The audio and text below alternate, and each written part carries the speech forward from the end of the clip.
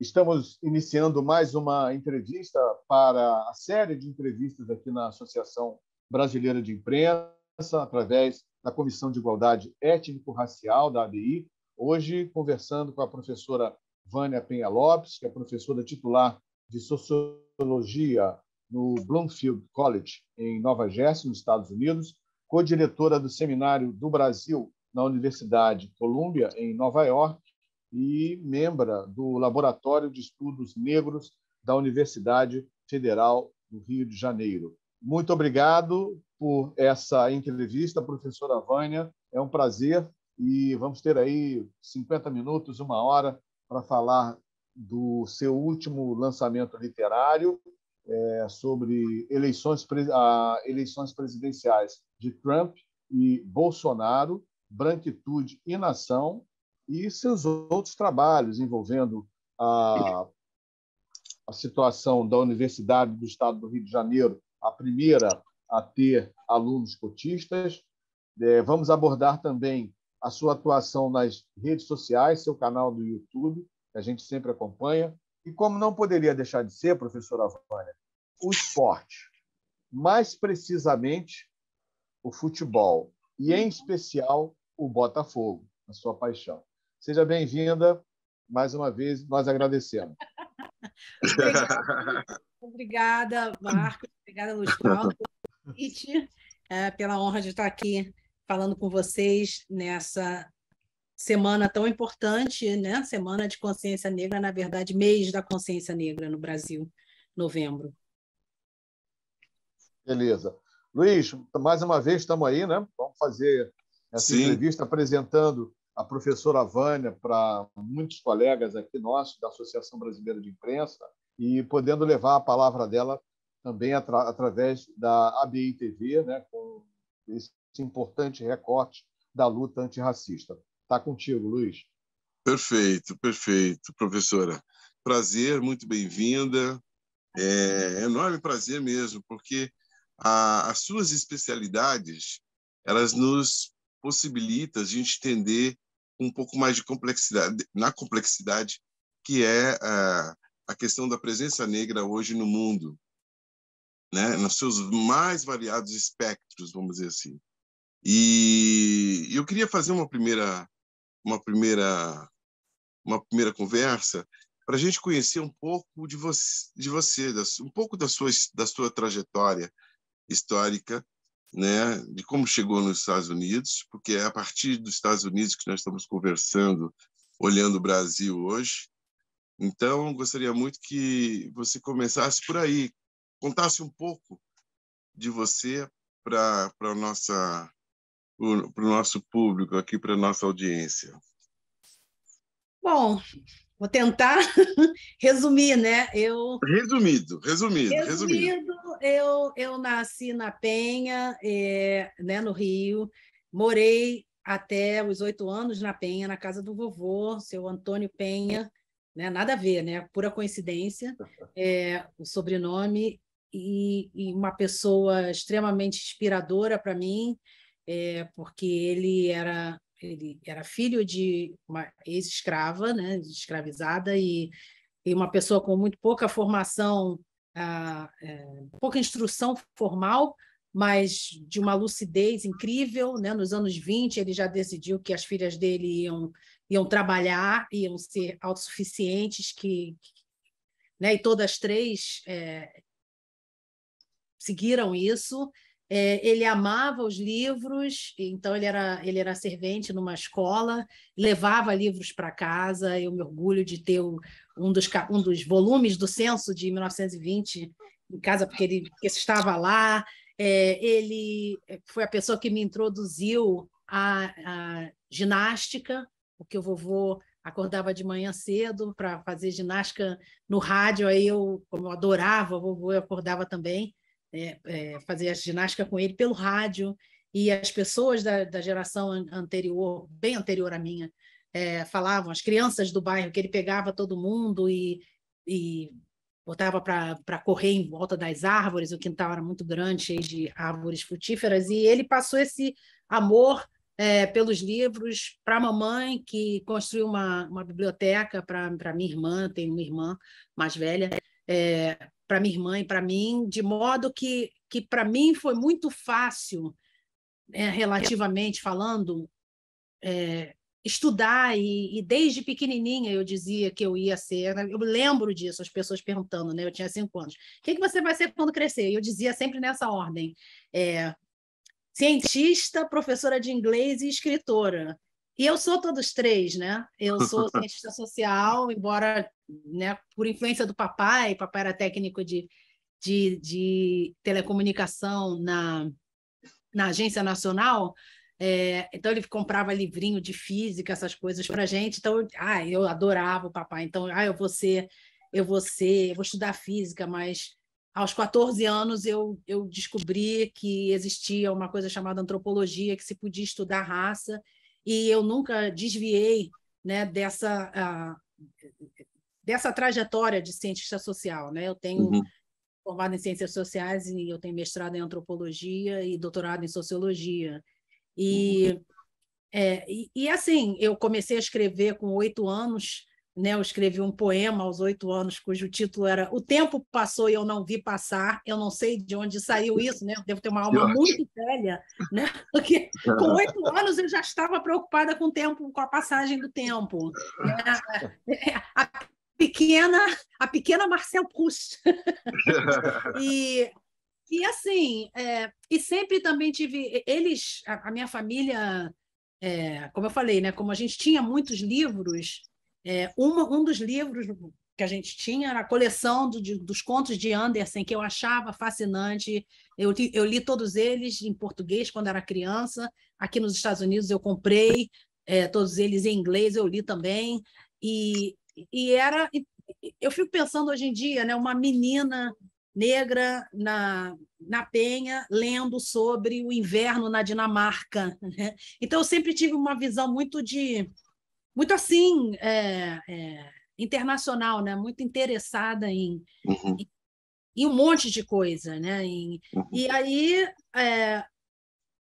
eu adorava estudar, eu pedi aos meus pais para, né, implorei para me deixarem estudar, ir para o jardim de infância com 3 anos, aí não tinha idade para ir para o primário, fiquei 2 anos no jardim de infância, aí fui para o primário como ouvinte, mas aí fui a primeira aluna, então fui passando de ano sempre a primeira aluna, chefe do pelotão da bandeira, e aí na época do vestibular, né, SES Gran Rio, a gente declarava, né, ciências sociais. Eu estudei, eu fiz pré-vestibular no GPI.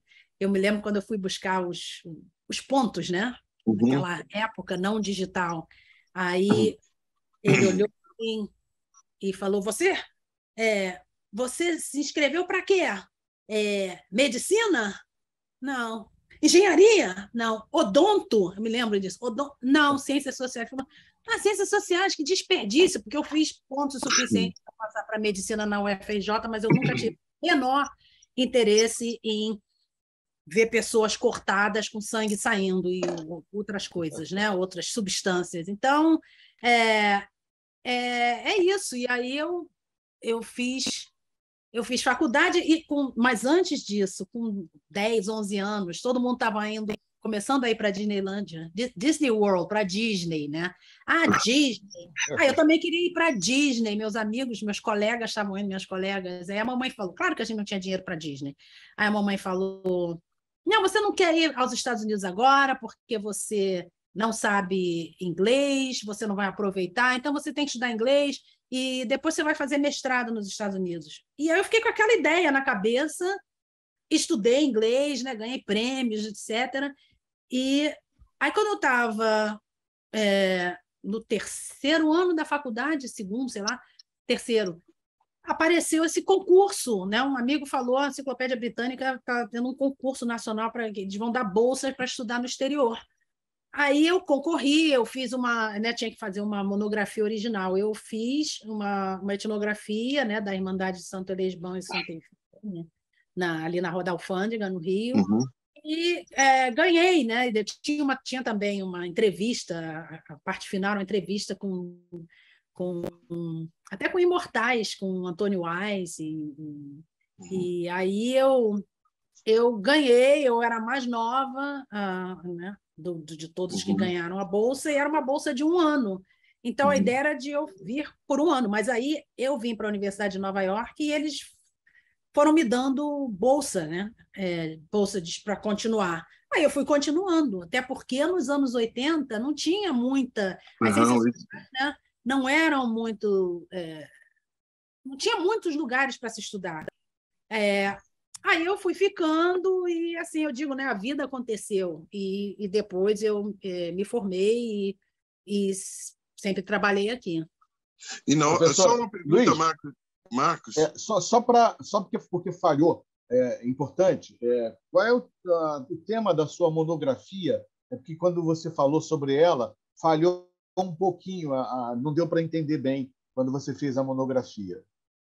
Qual monografia? A monografia da igreja? Isso.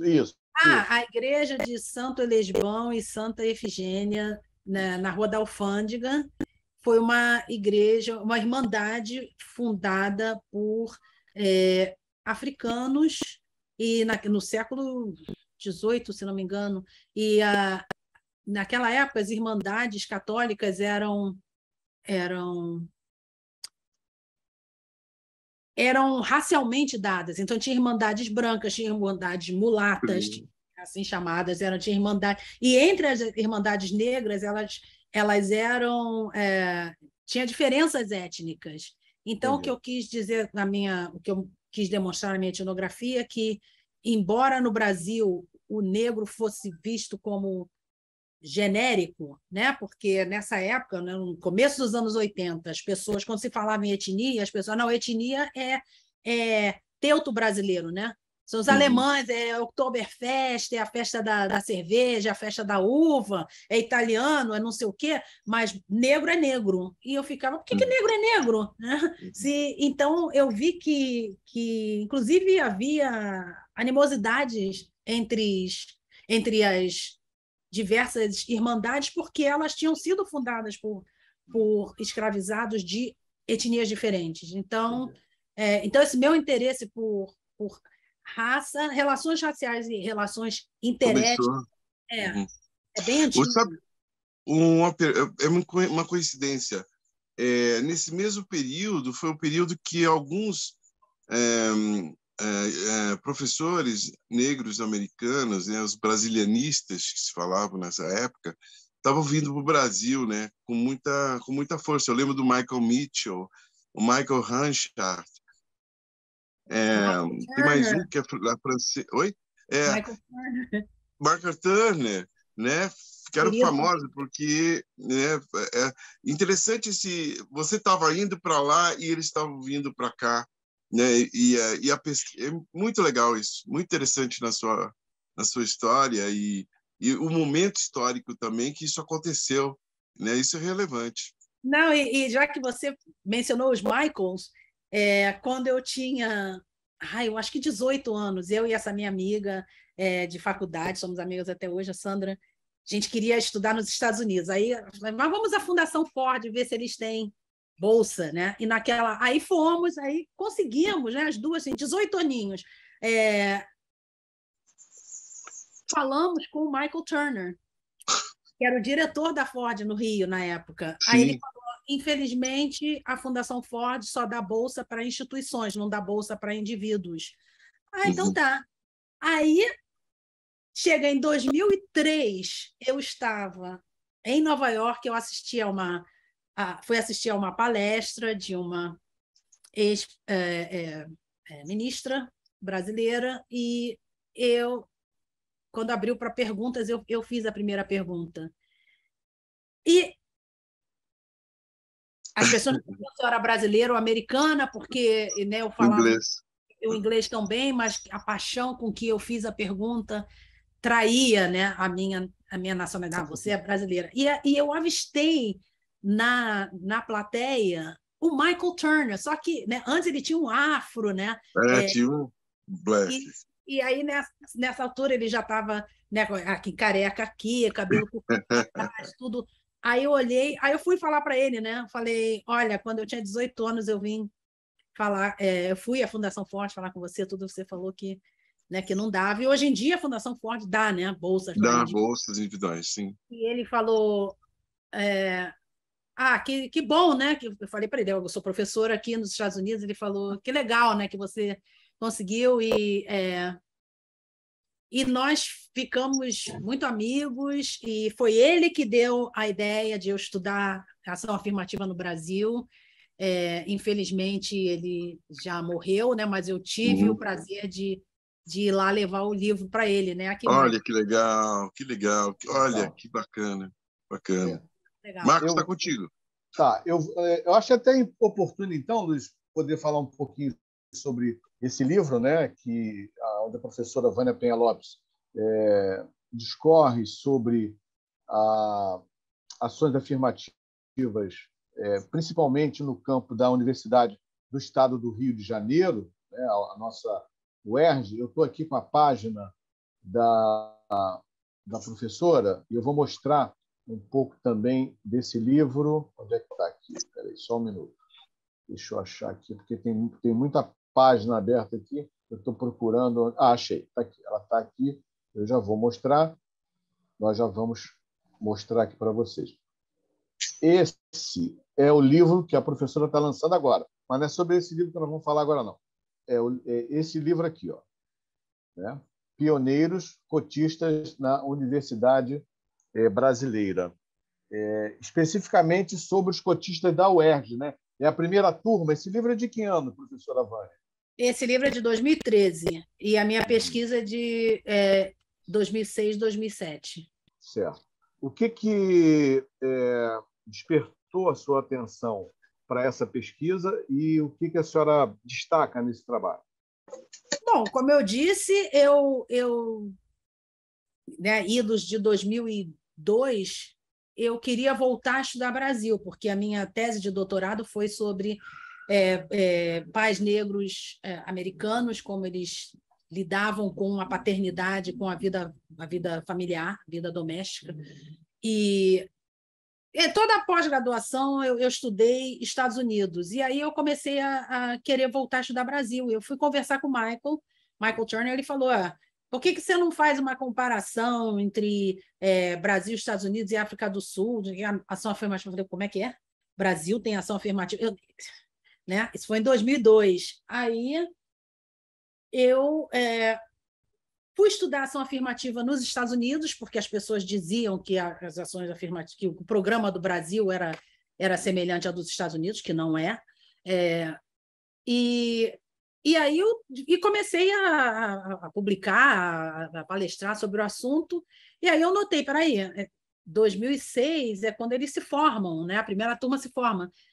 Aí eu entrei, pedi licença sabática, consegui, e fiquei um ano, na verdade, 1 ano e 2 meses no Brasil estudando, que foi bom porque houve uma greve, né, entre mentes. Então as pessoas que iam se formar em 2006 acabaram se formando em 2007, né?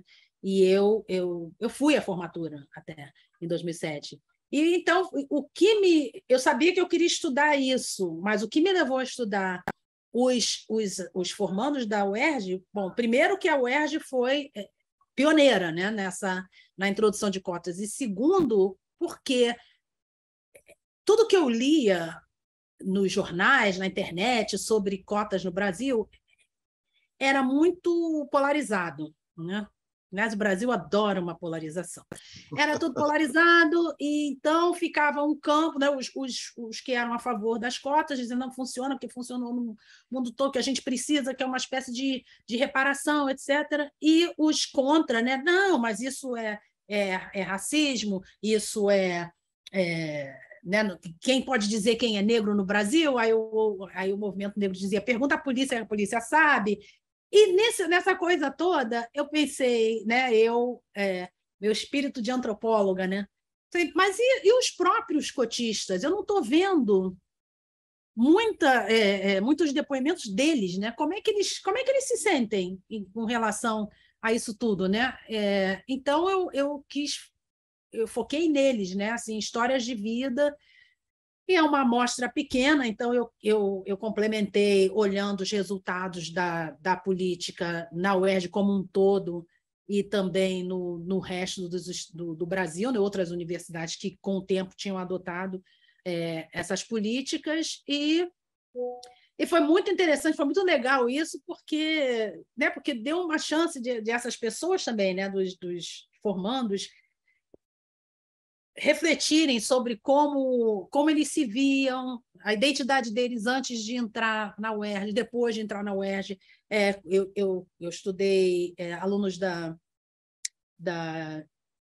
Escola de Odontologia e os de Ciências Humanas, Filosofia e Ciências Humanas, né, no Instituto. Então, ficou deu para fazer um certo contraste, né? Que, assim, estudar ciências sociais quase que força a pessoa a refletir sobre ela mesma, né? Eu estou estudando raça, eu estou estudando democracia racial, eu estou aprendendo que a democracia racial é um mito. Bom, eu me achava branca, mas eu sei que eu tenho parentes negros, eu sei que meu irmão não é branco, né? Então, para que eu sou, né? Foi muito...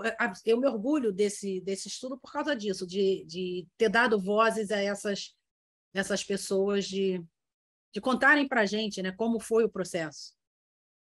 Ok. Está fechado, Luiz. Seu microfone está fechado. Tá.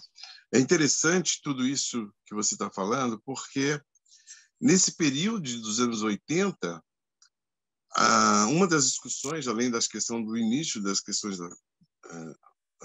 uma das discussões que se fazia era ver uma certa similaridade com a história do negro americano, fazer uma relação direta com o que está acontecendo nos Estados Unidos, né? Como é que o negro americano construiu todas as narrativas pela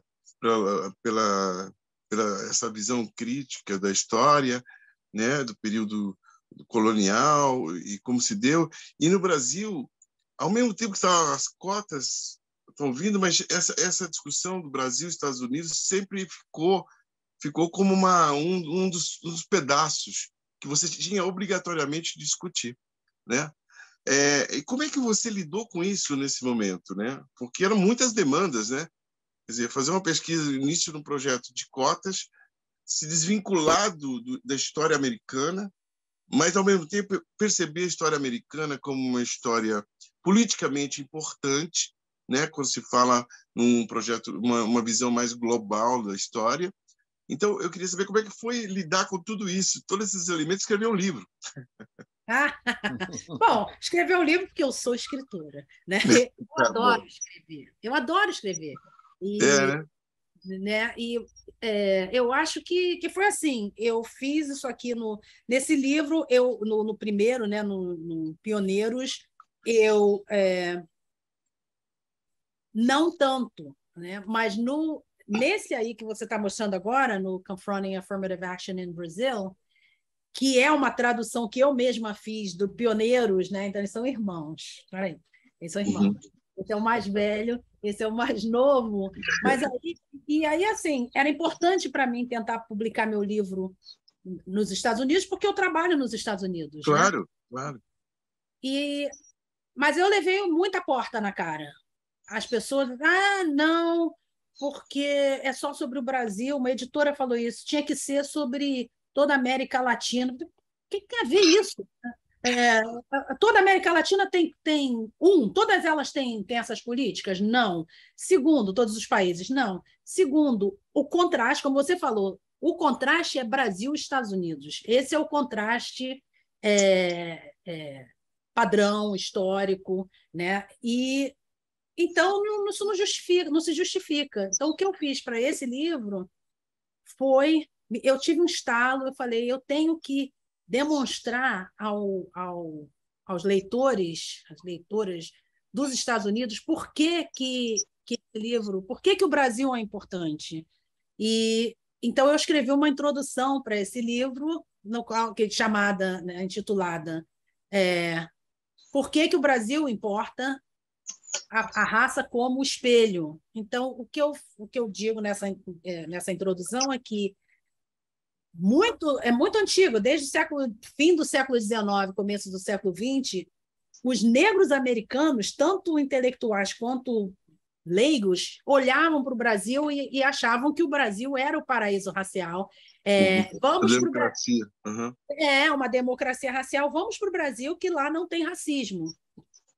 E o Brasil também olhava para os Estados Unidos, está vendo? Aqui não tem racismo. Racismo é isso que eles têm nos Estados Unidos, linchamento, não pode entrar e não sei o que lá. Então, nessa introdução, eu faço um histórico dessa comparação que é através da raça. Cada um olha para o outro sob o viés da raça e faz interpretações errôneas, né? Que fica porque, na verdade, os Estados Unidos e o Brasil têm muitas semelhanças, né? Na questão da raça. Porque, para começo de conversa, o racismo existe nos dois países. Então, e eu sou negra nos dois países, né? Então eu vivo, né, intelectualmente, mas também pessoalmente, vivo essa realidade nos dois países. E, embora eu já ouvi muitas vezes dos meus alunos dos Estados Unidos, você é o quê?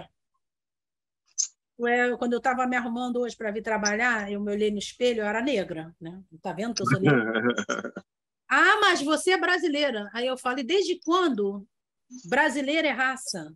Né? Então, aí já tem todo esse aprendizado que eles têm que ter, que eu falo para eles, na diáspora africana, a grande maioria dos africanos foram para o Brasil e uma minoria veio para os Estados Unidos. Os negros são uma minoria numérica nos Estados Unidos, não são só uma minoria política, uma minoria numérica. Não é o caso no Brasil. Então, vocês têm que olhar o ser negro além dos Estados Unidos, né? Olha para o Brasil, olhem para Cuba, né? Outro lugar, né, de maioria negra. E para vocês entenderem essa questão da identidade, não acharem que se é brasileira não é negra, né? As duas coisas não são incompatíveis. Ainda sobre essa questão do livro, né, entender também um momento histórico, né, da construção e da produção, da criação desse livro, que era o momento da eleição do Trump e do Bolsonaro. A primeira eleição. Era a primeira ou a segunda eleição do Trump? Agora... A primeira, esse aqui, agora estamos falando... Era a primeira. A primeira. Isso. Foi a primeira, eu falo da primeira eleição, bom, da única, né? Sim. Que ele foi eleito. Sim. Mas 2016 e Bolsonaro 2018. Isso. Porque o Trump, obviamente, não se reelege, né? Mas coincide com o final de um período de né? Ele foi derrotado, com o início do outro. Nós estamos gravando essa entrevista com a professora Vânia Penha Lopes, só para que o nosso telenauta fique inteirado do assunto, antes da eleição do segundo turno aqui no Brasil. Então, é só para que vocês se localizem quanto a esse momento, quanto a esse tempo. E certamente que a professora Vânia Penha Lopes, dentro da sua generosidade e também com seu espírito público, estará contribuindo ao longo dos anos aqui com a Associação Brasileira de Imprensa, com a nossa Comissão de Igualdade Étnico-Racial, trazendo as suas reflexões, né? Pensamentos, orientações, dicas de leitura, enfim. A senhora vai fazer o que a senhora quiser aqui na nossa comissão. Luiz, está contigo aí. Cuíca, surdo e tamborim. Isso, é isso. Por aí. Professora, Vânia, já que entramos num campo mais institucional da questão do racismo, do preconceito, das diferenças e tal, como foi ou está sendo a sua dentro da área da pesquisa, as relações com as instituições que são nos Estados Unidos, a KKK é uma instituição histórica nos Estados Unidos que continua viva, né? Os movimentos nazistas, neonazistas continuam existindo, né? As preocupações com o planeta como um todo, as guerras continuam existindo. No Brasil, acho que nesses últimos 5 anos, 4 anos, a direita, a extrema-direita, todos esses movimentos antidemocráticos e principalmente racistas, eles começaram a mostrar sua face, né? Então, eu queria saber como é que a senhora navega nesses universos, né? Como é trabalhar com a pesquisa com uma instituição como a KKK nos Estados Unidos, no Brasil, a ascensão da direita, que isso interfere, né? A questão das cotas está resistindo, mas a pressão, cada vez a gente sente que essa pressão aumenta no Brasil pelo fim das cotas, e principalmente pela boca de negros, Uhum. né? Aqui em São Paulo, especificamente. Então, eu queria saber como é que a senhora lida com todos esses universos que são mais contemporâneos, mas são muito potentes, né? Como eu lido, mas como assim? Não, no trabalho de pesquisa, né?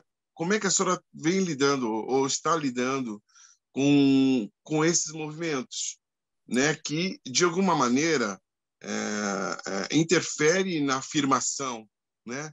Do povo negro, seja onde ele estiver, né? Quando a gente fala da diáspora, né? E nos Estados Unidos em particular, que os Estados Unidos têm algumas características, né? As igrejas anglo-saxônicas já tiveram um papel importante também na vida do negro norte-americano, né? Para as afirmações as defesas que ele faz nos Estados Unidos, diferentemente daqui, né? Aqui a gente tem uma complexidade toda, né, de religiões que interfere, mas cada uma vai por uma direção, não é uma coisa mais unificada.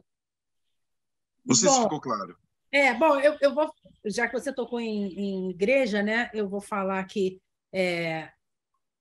uma diferença entre os status, né, dos negros americanos com os negros brasileiros como você disse, a igreja aqui nos Estados Unidos é historicamente o polo político.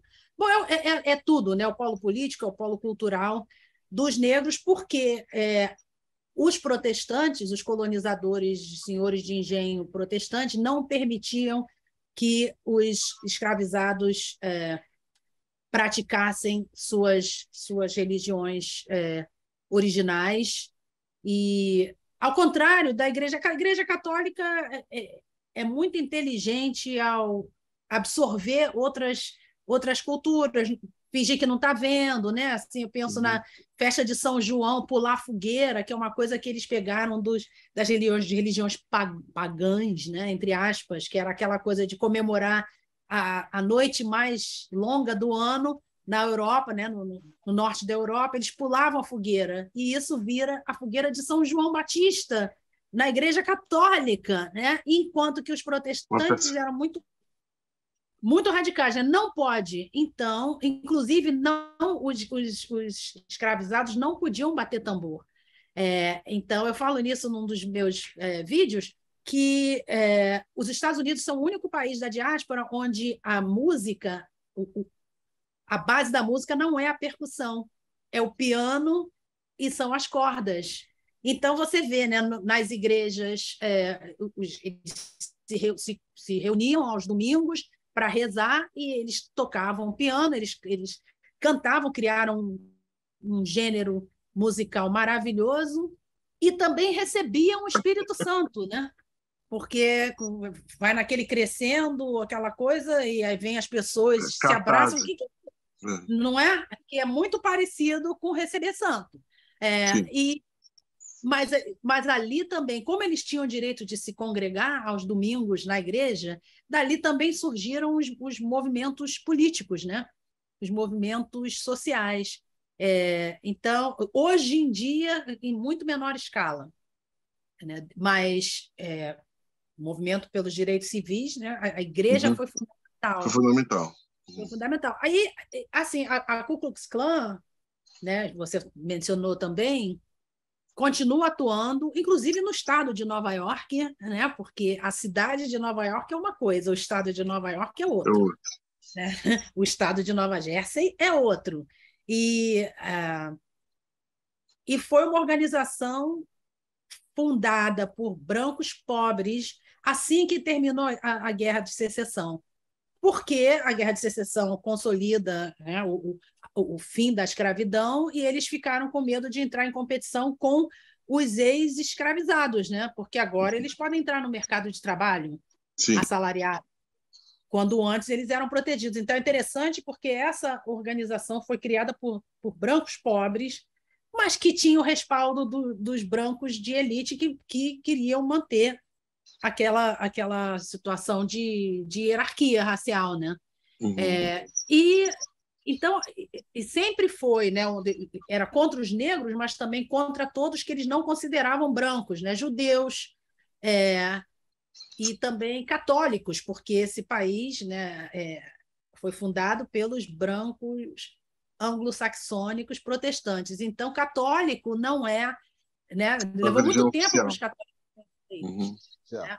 O John Kennedy foi o primeiro, né? Agora a gente pode dizer o primeiro, porque o Biden também é católico, mas olha só, o Kennedy foi eleito em 1960, o Biden foi eleito 60 anos depois, e eles são os dois únicos presidentes católicos dos Estados Unidos. E na época, né, em 60, 59, 60, quando o Kennedy estava fazendo campanha, as pessoas falavam: a gente não pode ter um presidente católico porque o católico segue o que o Papa diz. Então, e se o Papa disser que tem que invadir, olha só, tem que invadir os Estados Unidos, o presidente dos Estados Unidos, por ser católico, vai acatar essa decisão. Então, não podemos. Então, tinha muita essa desconfiança toda, né?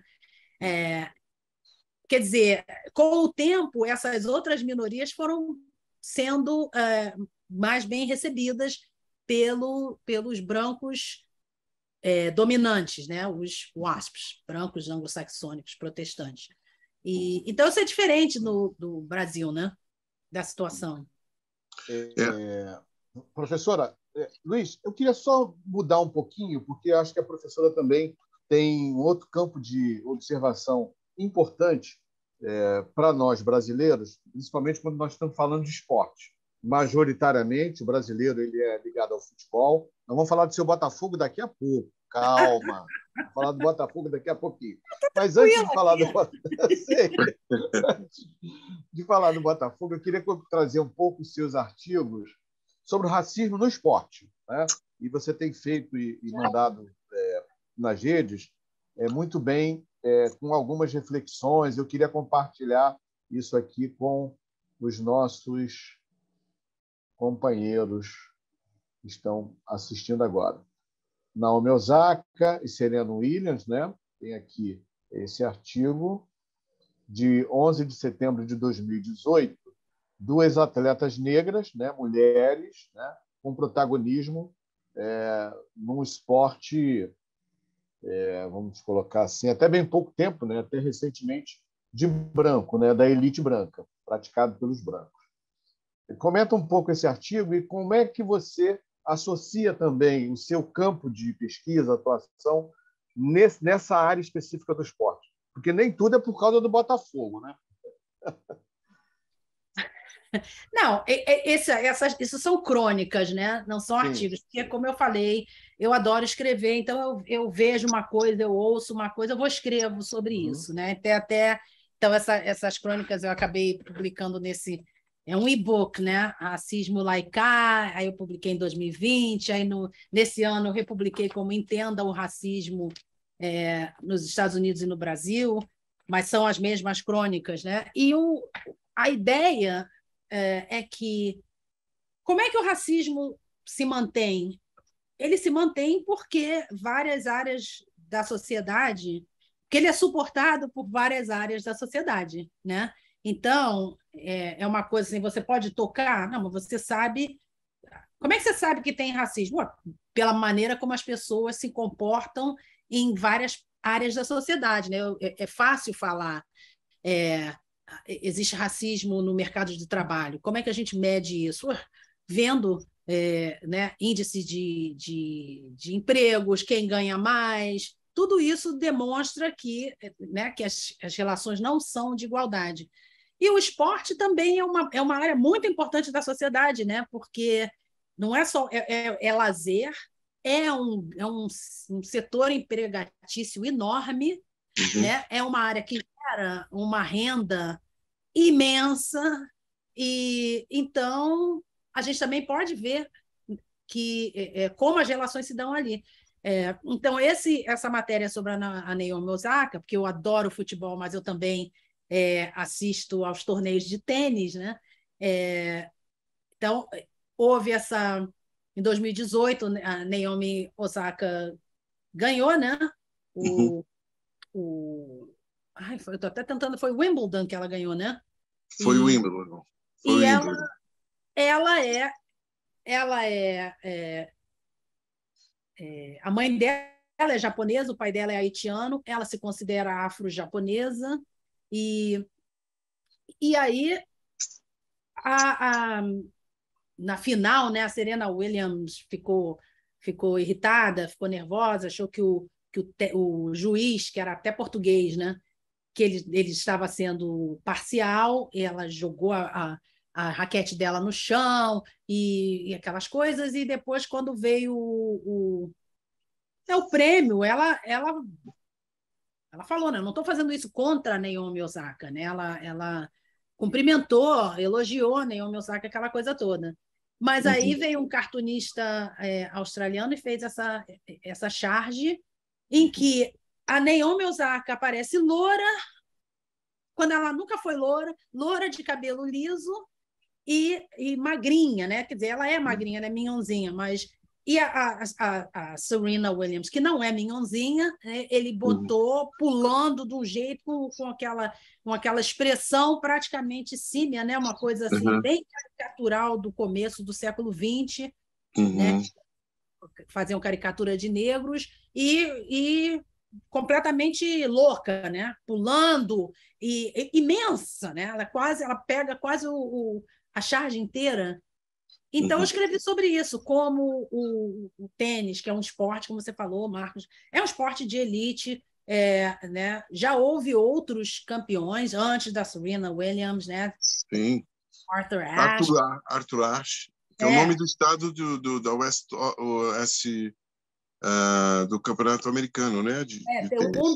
A quadra principal é Arthur Ashe. E era um homem, né, sensacional, porque era renascentista. Sensacional, vi jogar. Era atleta e intelectual, né? Mas o negócio, o artigo é sobre como essa maneira como esse cartunista desenhou as duas, como a presença da Serena Williams continua incomodando, né? Continua.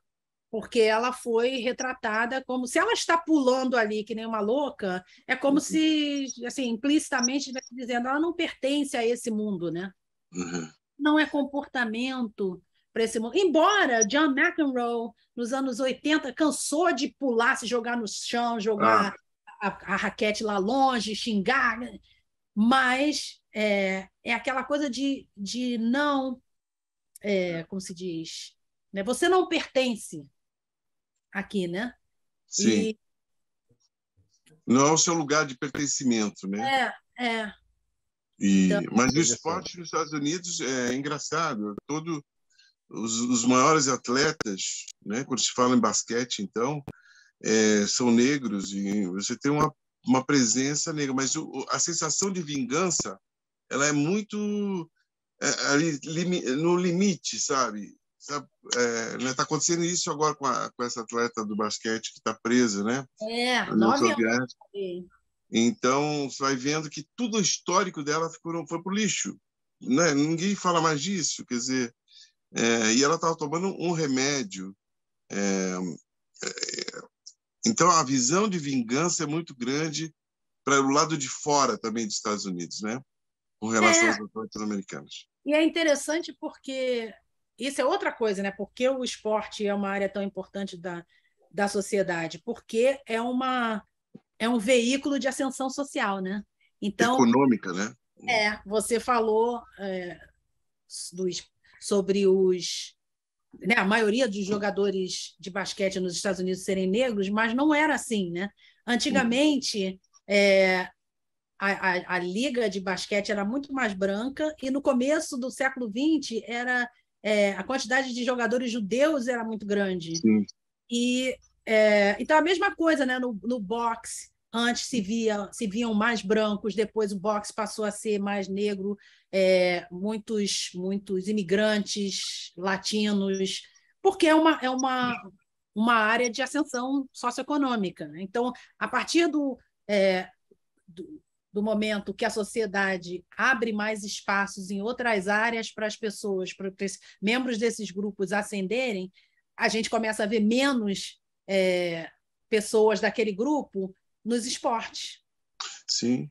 Então, sim. O fato de a gente ver muitos negros nos esportes é sinal de que eles ainda não atingiram tanta abertura em outras áreas, né? E também nos esportes, mas certos esportes, né? Porque, como a gente vê, eles são comuns. E no basquete, no beisebol, o beisebol só foi integrado nos anos 50. Aí tem jogador, futebol americano, mas a mesma coisa, né? Precisou ser integrado, mas na natação e no tênis ainda é bem mais raro, né? Principalmente natação. Ou seja, os esportes que requerem que as pessoas sejam membros de um clube, nesses esportes a gente vê menos negros. Na natação, é engraçado, surgiu coisas aqui, publicações no Brasil, falando de teses, né?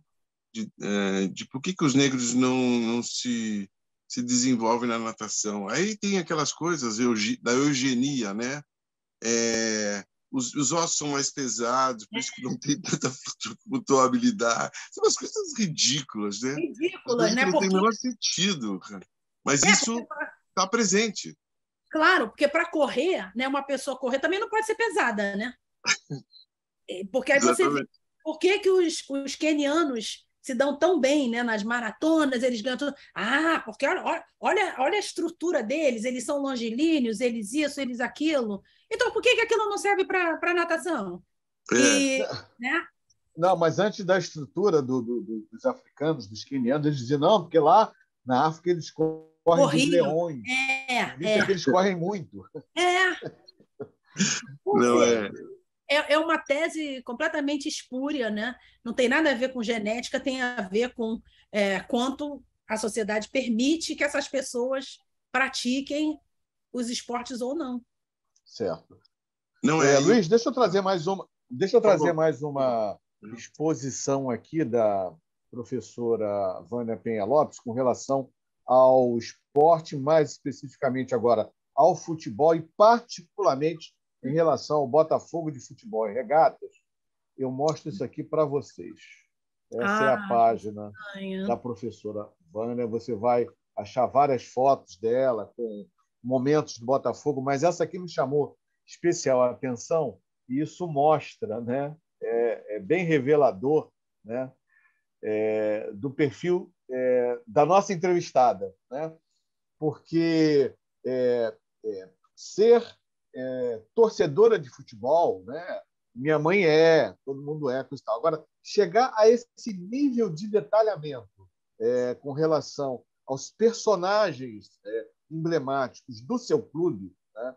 É revelador de tudo, é revelador de um caráter especial, de uma pessoa que tem os pés no chão e que está do lado do Cerro da História, né? Como o João Saldanha sempre esteve. Queria que você falasse um pouco sobre essa ligação, enfim, essa grande revelação que você traz aqui para o João Saldanha. Bom, a mamãe é botafoguense, né? Ela não é louca como eu, mas eu digo que eu sou botafoguense, que é uma relação intrauterina, né? E então eu fui escolhida, né? Então fui escolhida. E eu vivo essa paixão de tudo quanto é jeito. E crescendo, eu me lembro que, né, o Botafogo foi campeão em foi bicampeão carioca, 67, 68, e alguém me deu uma canetinha Bic branca com a ponta, a capa, né? Preta e escrito, né? Botafogo, bicampeão carioca, 1967, 68, e o escudinho lá do Botafogo. Não sei onde foi parar, não me lembro quem me deu aquela caneta, mas eu me lembro, assim, essa é a minha primeira lembrança de, assim, sou o Botafogo. E aí, né, com a Copa de 70, que foi minha primeira Copa, né? Estou aqui. I'm dating myself. E na Copa de 70, a seleção ainda era, né, meio que Selefogo, né, com Jairzinho, com Paulo César, com Gerson. E, né, a primeira Copa a gente nunca esquece. E em 74 também, Marinho do Bota. E aí eu acompanho desde então. Só que eu vim para os Estados Unidos, né? Então era aquele deboche no Brasil crescendo, porque aí o Botafogo não ganhou mais nada, né? Por uma série de motivos. Mas eu ouvia os jogos no rádio, eu ouvia, né, aquela coisa, João Saldanha, meus amigos, não sei o que ela fala, a pausada dele de enfisema, e Mário Viana e Jorge Cury, Valdir Amaral, que também era botafoguense, né, aquela coisa toda, adorava. Então, desde adolescente, pré-adolescente, já escrevia, né, assistia ao jogo e escrevia sobre o Botafogo, tudo. E aí, quando eu fiz 15 anos, eu ganhei de uma comadre da mamãe uma camisa do Botafogo. Né? Daquela época, era uma camisa de algodão, sem nada, né? Era só a camisa, o escudo. Aí eu falei, eu só vou vestir essa camisa quando nós formos campeões. Eu esperei 13 anos para vestir a camisa. Então, quando eu vim para os Estados Unidos, eu trouxe a camisa, assim, né? Vamos que o Botafogo seja campeão. E naquela época era mais difícil, né, acompanhar, porque não tinha, né, não tinha internet, não tinha, tudo era analógico, era jornal, né, era Jornal dos Esportes, era placar, então a mamãe guardava os recortes de jornal para mim, e essa coisa toda. E aí chegou em 89, a mamãe ligou para mim, né, no dia 14 de junho, falou, olha, parece que o Botafogo vai ser campeão esse ano, hein? E aí eu lá, né, naquela tensão, eu morava em Brooklyn na época, e aí no dia 21 de junho de 1989, aos 21 minutos do segundo tempo, a temperatura era 21 graus Celsius, e aí cruzamento também de coisa para o Maurício, 89, que dava 21, né? Aí a mamãe me ligou, Vânia, Botafogo campeão, tudo. E aí eu fui vestir a camisa, né? Fiquei, né, gritando lá, fogo, fogo, aqui, né? Sozinha. Falei, sou louca, né? Eu sou louca. E então toda vez que eu viajo, eu levo pelo menos uma camisa do Botafogo, né?